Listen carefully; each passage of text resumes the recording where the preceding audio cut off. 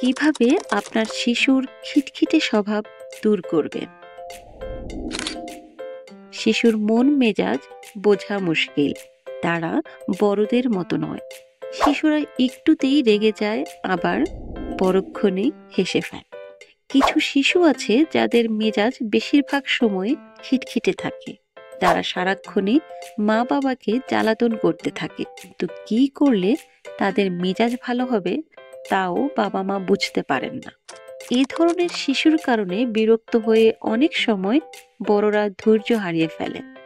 শিশুর খিটখিটে স্বভাব দূর করার জন্য সচেষ্ট হতে হবে আপনাকে।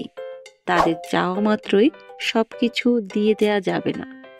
যে কোনো কাজের প্রতি তাদের আগ্রহ বাড়ানোর জন্য আপনাকে চেষ্টা করতে হবে। শিশুর সমস্যা বুঝে সমাধান করা জরুরি, নয়তো এভাবে সে বড় হতে থাকলে একটা সময় সবার সঙ্গে সম্পর্ক খারাপ হতে থাকবে। চলুন জেনে নেওয়া যাক শিশুর খিটখিটে স্বভাব দূর করার উপায়। শিশুর সঙ্গে কথা বলুন। শিশুর সঙ্গে আপনার যোগাযোগ বাড়াতে হবে, অর্থাৎ সময় নিয়ে কথা বলতে হবে। তার সঙ্গে মন খুলে কথা বলুন।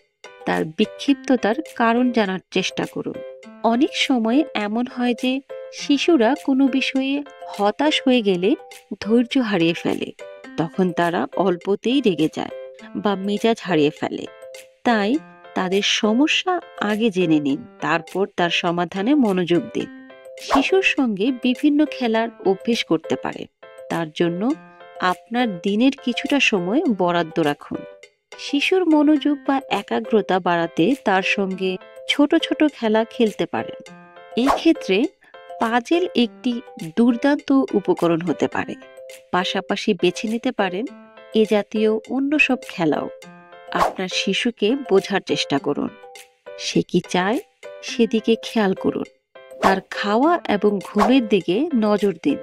অনেক সময় শিশুর শারীরিক অসুস্থতাও তার ধৈর্যহীনতার কারণ হতে পারে, তাই শিশুর শারীরিক ও মানসিক সুস্থতার দিকে খেয়াল করুন। এতে তার খিটখিটে স্বভাব দূর করা সহজ হবে। প্রিয় দর্শক, এ ধরনের তথ্যমূলক ভিডিও পেতে আমাদের মিহির কিডস অ্যান্ড ফ্যামিলি চ্যানেলটি সাবস্ক্রাইব করে পাশেই থাকুন। ধন্যবাদ।